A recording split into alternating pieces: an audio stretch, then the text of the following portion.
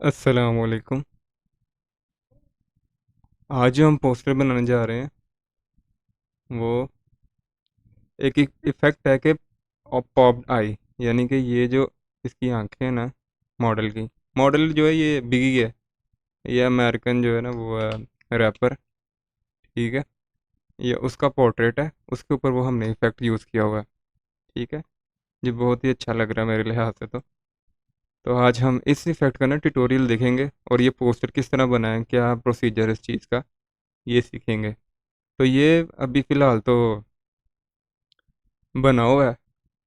आपको मैं इसका पूरा वॉक थ्रू दिखाता हूँ, ये मैंने किस तरह बनाया है सेपरेटली। ठीक है, तो हम इसी साइज़ का एक प्रोजेक्ट बना लेंगे। ये साइज़ है 1080 बाई 1350 और इसका रेजोल्यूशन है 300। ठीक है, बैकग्राउंड वाइट है, आपकी मर्ज़ी है वाइट रखो ट्रांसपेरेंट रखो। ठीक है ना, इसको मैं क्रिएट कर देता हूँ। अब ये सबसे पहले आ गया। अब इसके अंदर जो बैकग्राउंड है ना, वो मैंने ये यूज़ किया है। ठीक है, तो बैकग्राउंड को इंपोर्ट कर लेते हैं। ये मेरा डाउनलोड फोल्डर इसी के अंदर पड़ा हुआ है। किधर है? आई थिंक यही है। हम्म, इसको मैं इंपोर्ट नहीं, ये नहीं है, ये रहा। इसको मैं इंपोर्ट कर लेता हूँ।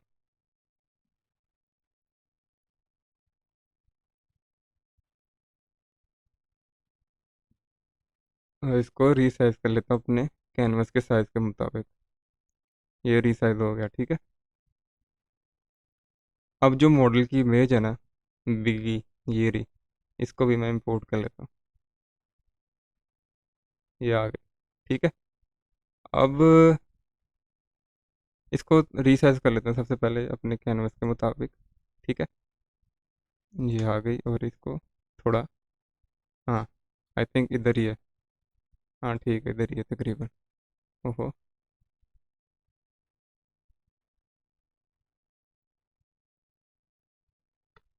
ठीक है।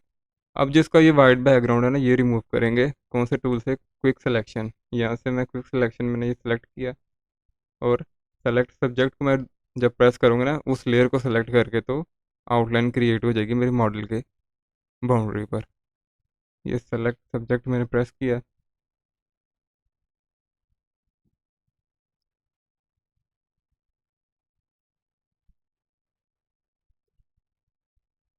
ठीक है, इस तरह ये बाउंड्री आ गई। अब मेरी ये इमेज का ना ये सिलेक्टेड एरिया है।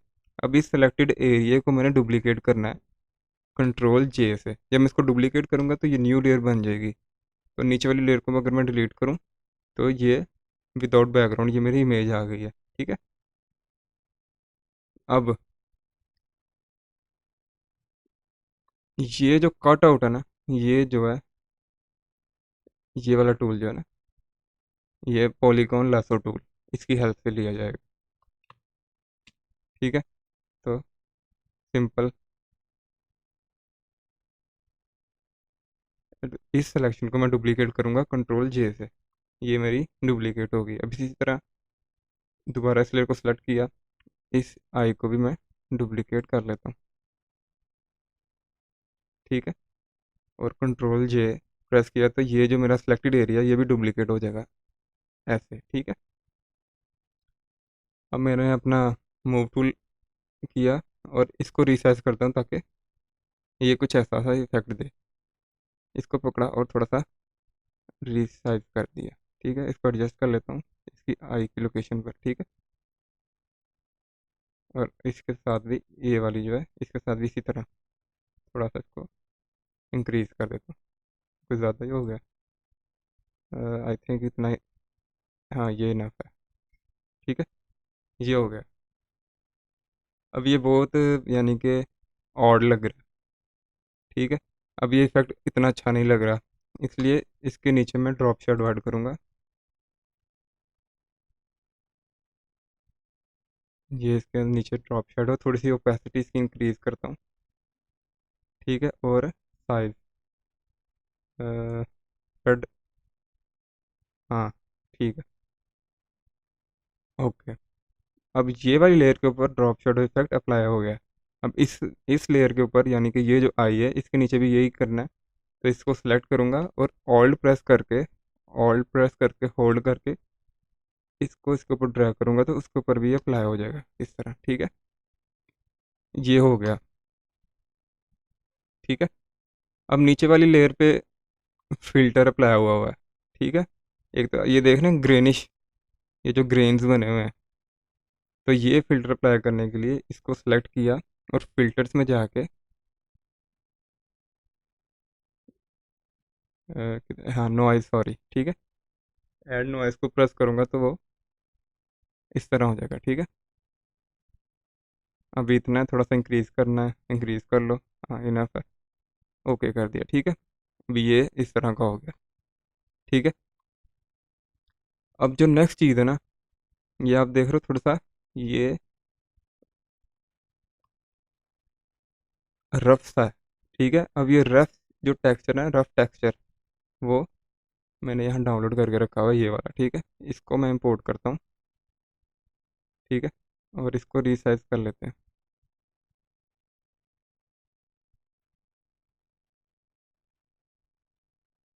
हाँ, और इस लेयर के ऊपर हमने ये लगाना है, इस लेयर के ऊपर जो हमारी मेन पिक्चर है ना उसके ऊपर लगाना है, तो इसके ऊपर रखूँगा और इस चीज़ को मैं ये इसकी ये जो ब्लेंडिंग ऑप्शन है, ये ब्लेंडिंग ऑप्शन है, ठीक है। यहाँ से इसको मैं ये लाइटन कर दूंगा, ठीक है।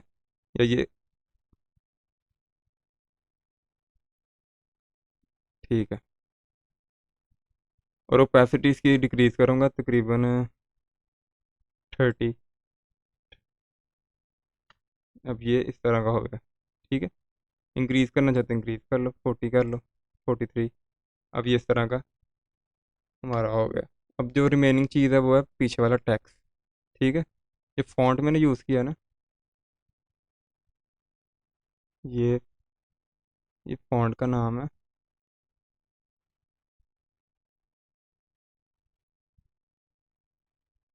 शॉक वेव, ठीक है। तो मैं क्या करूँगा, एक अपना टेक्स्ट बॉक्स बना के, शॉक वेव पहले सेलेक्ट है, इधर लिखूँगा, वही टेक्स्ट कॉपी कर लेते हैं, नोटोरियस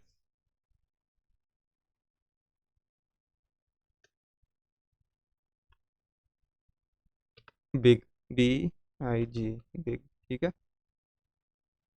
इसका फॉन्ट में थोड़ा इंक्रीज कर लेता हूँ,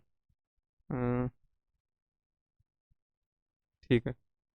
और जो नीचे वाला बिग लिखा हुआ है ना, इसका तो बहुत ज़्यादा है, तो इसको भी यहाँ से मैं इंक्रीज करता हूँ।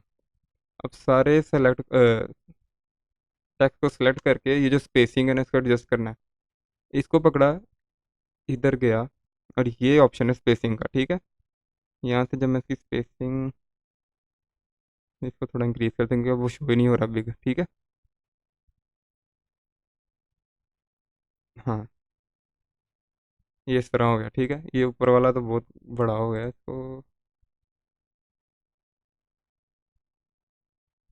आई थिंक ठीक है,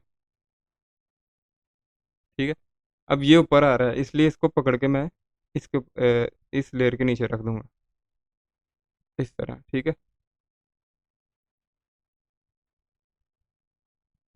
ये जो है ये थोड़ा इसको हाइड करता हूँ फिलहाल, क्योंकि वो लेयर नहीं सिलेक्ट हो रही।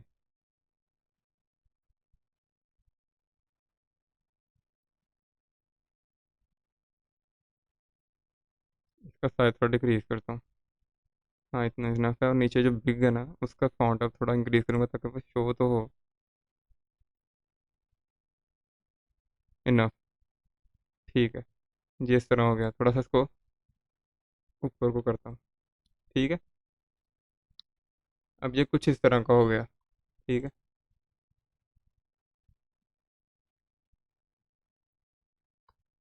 अब जो नीचे लास्ट है ना, लास्ट टचिंग, आई थिंक नहीं, ये मुकम्मल हो गया।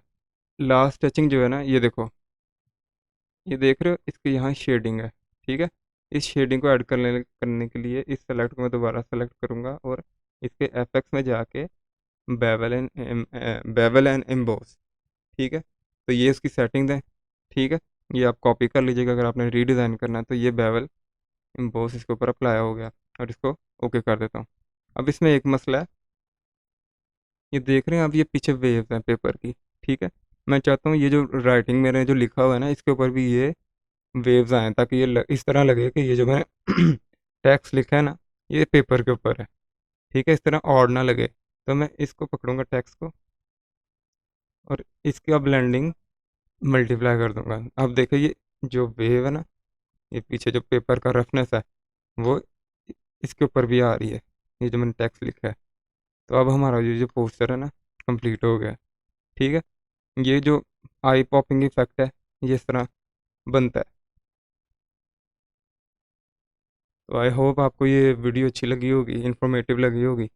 ये जो इफेक्ट है आपको समझ आ गया होगा किस तरह बना है।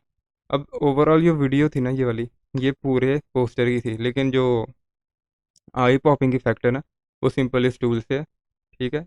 ये पॉलीगॉन लासो टूल से इस तरह आपने आई सिलेक्शन करनी है, उसको रीसाइज करना है, और जो वो सिलेक्शन है ना, जो आपने फिर उसको डुप्लीकेट करके, ठीक है, सेलेक्ट करके ना, डुप्लीकेट करके फिर रीसाइज करके उसके नीचे ड्रॉप शेडो ऐड कर देना है।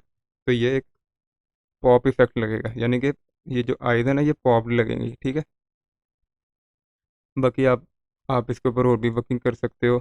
अगर आपको ये पीएसडी फाइल चाहिए इस पोस्टर की, तो आप कमेंट सेक्शन में मुझे बता सकते हो, ये आपको मिल जाएगी, ठीक है। आज के लिए इतना ही। अपना ख्याल रखिएगा। अल्लाह हाफिज़। ठीक है।